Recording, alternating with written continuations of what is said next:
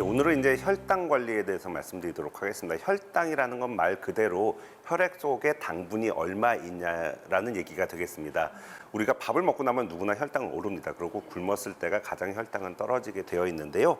이거에 대해서 어느 정도의 혈당을 우리가 유지할 때 가장 건강하겠느냐라는 것들에 대한 또 연구들을 많이 해서 이제 당뇨병, 그다음에 당뇨병보다 한 단계 전인 당뇨병 전 단계 이렇게 나눠서 우리가 얘기를 하는데요. 그 진단 기준들이 나와 있습니다. 이제 공복 혈당이라는 거는 이제 굶고 나서 보통은 8시간 정도 확실히 굶고 나서 이제 혈당을 측정하는 방법이 되겠고요. 보통은 손끝에서 하는 것보다는 피를 뽑아서 하는 게 더 정확하다고 되어 있습니다.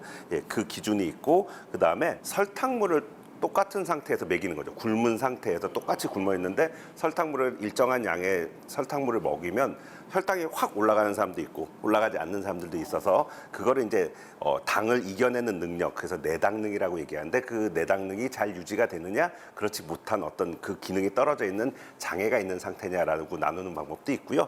또 하나는 당화혈색소라는 말을 아마 들어보신 분들도 있고 못 들어보신 분들도 있는데, 혈색소라는 건 우리 피에서 있는 빨간색 그 헤모글로빈을 혈색소라고 얘기를 합니다. 근데 우리가 지금 피를 뽑으면 골수에서 만들어진, 허리 뒤에 있는 이제 뼈에서 만들어진 혈액 세포들 중에 이제 헤모글로빈이라는 게 하루짜리 놈서부터 100일짜리 놈이 있습니다. 100일이 지나면 얘들이 이제 없어지게 되는데, 우리 몸에서 이제 부서져서 없어지게 되는데, 그 하루서부터 100일짜리가 있기 때문에 그날그날에 만들어질 때마다 얘들이 그날그날에 혈당이 들러붙는 거죠. 당분 성분이 들러붙기 때문에 걔들의 평균을 내면 100일 동안 내가 어떻게 살았구나, 3달 동안 어떻게 살았구나라는 걸 알 수 있기 때문에 이 측정법이 나오면서부터 숨어있던 당뇨 환자들 많이 찾게 됐습니다. 왜냐하면 건강검진 한다, 피 뽑는다 그러면 아예 그냥 이틀 동안 굶고 오시는 분들이 있거든요.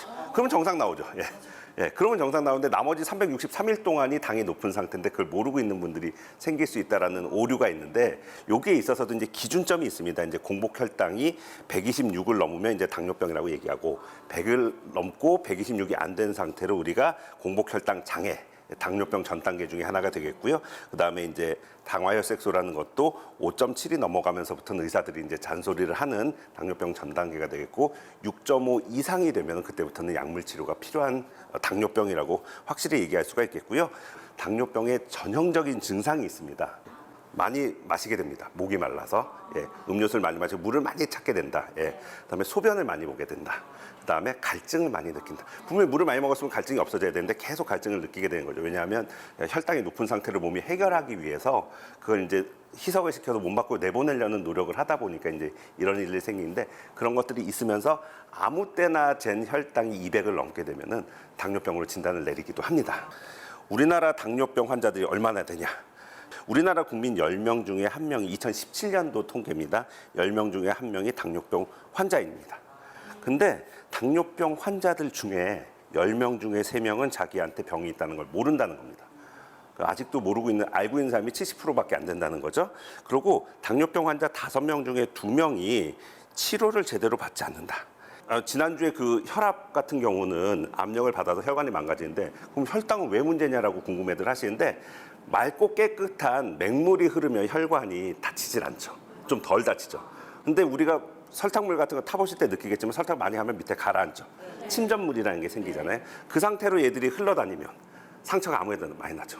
근데 이게 문제가 뭐냐면 당뇨병 자체가 문제가 아니라 당뇨병이 여러 가지 병들을 불러온다. 그래서 합병증이라고 얘기하는 건데요. 그 합병증들이 되게 많고 또 심각한 병들이 많기 때문에 당뇨병이 뭐랄까, 사람들이 막 안 좋은 병이다, 뭐 없었으면 좋겠다 이런 얘기들 많이 하는 거죠.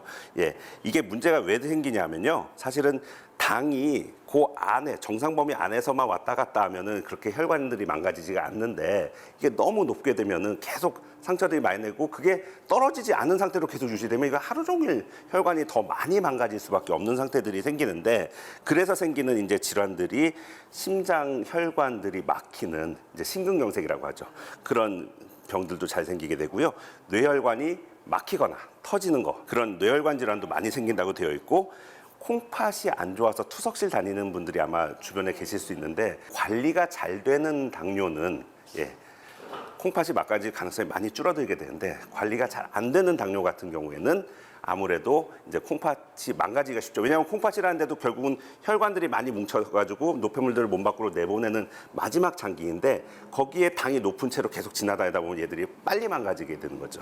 예, 그런 일들이 또 생길 수 있고 당뇨가 또 잘 관리가 안 되다 보면은 손끝, 발끝 이런 부분에 당이 높은 채로 있게 되고 그로 인해서 그 부분에 이제 뭐 감염이 잘 생긴다든지 그로 인해서 좀 썩어간다든지 그래서 이제 절단하는 경우들이 예전엔 많았습니다. 예전엔 많았는데 요새는 많이 줄어들었죠. 왜냐하면 약재들이 좋은 것들이 많이 개발돼서 또 하나는 이제 이 모든 혈관들은 신경들하고 같이 가게 되는데 그 신경이 옆에 지나갈 때 당이 높은 채로 삼투압이라고 예전에 배웠던 거 기억나시겠습니까? 예, 그런 힘들이 여기 가해지게 되면 신경들이 망가지게 돼서 당뇨병성 신경증이라 그래서 이제 신경들이 계속 아픈 거죠. 쓸데없이 통증을 느낀다든지 이런 일들도 생기고 신경들이 전반적으로 기능을 떨어지기 때문에 소화가 잘 안 되는 분들, 만성적인 위장 기능 장애라든지 이런 것들까지 일어나는 경우들도 있고요.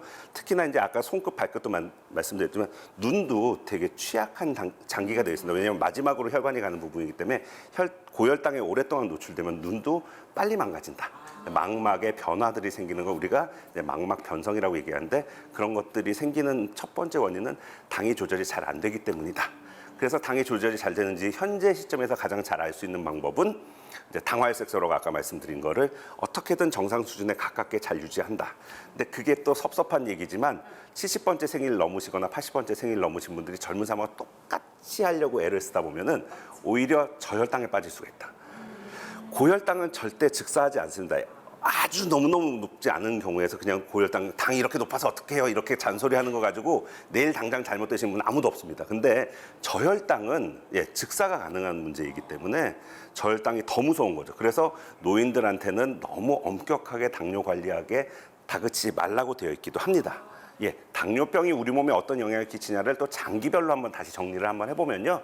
뇌에 있어서는 뇌경색이라든지 뇌혈관 질환이 증가한다는 문제, 그다음에 눈은 시력이 떨어진다든지 또 눈이 멀게 되는 시력 상실까지 이어지는 경우들이 흔하게 생길 수 있고요. 콩팥이 기능이 떨어지다 보면 투석실 가는 경우들이 늘어나고, 그다음에 심장에 있어서는 심근경색이라든지 심장 질환이 늘어나게 됩니다. 또 발은 아까도 말씀드렸지만 말초의 장기이기 때문에 당뇨발이라고 우리가 얘기해서 거기에 이제 잘 감염도 생기고 궤양도 생기고 그러다가 이제 회복을 안 하게 되면 이제 거기에 이제 절단까지 이어지는 경우들이 좀 생기지만 요새는 약재들이 좋은 것들이 나와서 환자 숫자는 당뇨 환자가 늘었기 때문에 늘지만 전체 환자 대비의 비율은 상대적으로 이제 좀 유리하게 된 거고요. 이제 남자분들 같은 경우에 이제 그 당뇨를 오랫동안 앓게 되면 이제 발기에 문제가 생겨서 발기 기능 자체에 이제 저하를 일으키기 때문에 당뇨 관리를 잘해야 그것도 이제 덜 생긴다. 상당히 중요한 문제가 될 수도 있거든요. 당은 하여튼 없는 게 제일 좋고요. 늘 드리는 말씀이죠. 없는 게 있으면 관리를 잘해서 정상인의 혈당의 패턴하고 가장 유사하게 만들어주는 게 좋은 방법이고, 그래서 제일 좋은 방법은 사실은 귀찮긴 하지만은 인슐린 주사를 통해 가지고 몸에서 움직이는 거와 비슷하게 맞춰주는 게 가장 좋은데, 이제 계속 자기가 찔러야 된다는 어떤 부담감, 그리고 사실 우리나라는 인슐린 주사를 되게 늦게 천천히 조금 쓰는 나라 중에 하나입니다. 적극적으로 조기에 인슐린 주사를 잘 투여를 하면은 오히려 생존율도 올리고 이제 합병증에 생기는 것도 줄인다는 건 이미 여러 나라에서 연구들로 다 나와 있는데, 우리나라만 이제 인슐린 주사에 대한 어떤 그 편견, 내지는 뭐 어떤 두려움 이런 것들 때문에 서로 망설여서 사실 못하는 부분도 없지 않아 있습니다.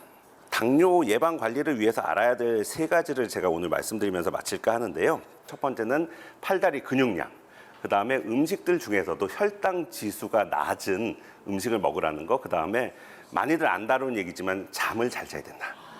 수면 시간에 대해서 말씀드리겠습니다. 팔다리 근육량을 말씀드리는 이유는 당을 떨어뜨리는 건 인슐린이 몸에서 췌장에서 나와야 된다. 이건 다 알고 계시는 상황인데, 그게 이제 고갈이 되기도 하고 똑같이 나오더라도 몸에서 잘 사용을 못하는 경우들이 있는데, 그거를 우리가 이제 인슐린 저항성이라고 얘기하고, 거기에 원인은 팔다리의 근육이 모자라기 때문이다. 단단한 팔이 있을 때, 그리고 다리가 단단할 때 거기서 당분들을 해결해 주기 때문에 혈당 관리에 많은 도움을 받을 수 있다는 거 한번 강조드리고 싶고요. 혈당 지수 음식에 대해서는 제가 말씀드리지 않아도 여기저기에 많이들 잘 정리되어 있습니다. 주로는 맛없는 음식들입니다. 맛있는 음식 중에 혈당 지수가 괜찮은 음식은 거의 없습니다. 예, 야채, 단백질 같이 드시라는 거. 그다음에 너무 탄수화물 위주로 식사하지 마시라는 거. 밥이 우리나라가 예전에 막 고봉밥 먹던 시절이 있었죠.